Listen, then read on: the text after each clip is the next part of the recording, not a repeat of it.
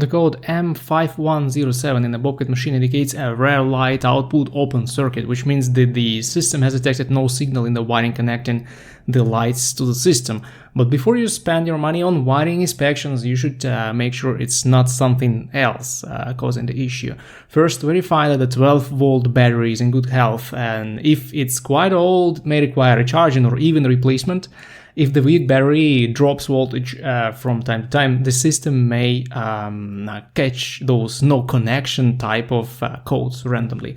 After that, check the ground wires. You may track the majority of important ground points from the negative terminal of the 12-volt battery. Just track the wires connected to it one by one and check if all the ground connections that you can locate are tight and clean. One more DIY thing you can do is to check the relays and fuses in the fuse box. For example, in a lot of loaders, the rear light fuse is the F315 amp fuse here, and the rear light relay is the third relay in the upper line. You may swap them out with any working fuses and relays that match the pattern and check if the problem is here.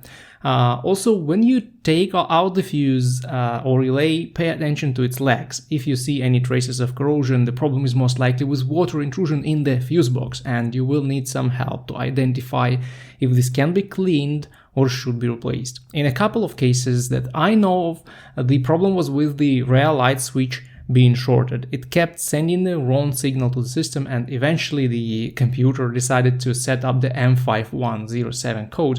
But I wouldn't say this reason may be considered common. Other than that, the problem may be with the light bulbs, connections, or wiring in the rear light system, and unless it's a blown light, which is pretty obvious, when this happens, it's hard to find the culprit. You will need some help from a Bobcat mechanic to track down the wires from the rear lights and see what happened with your machine.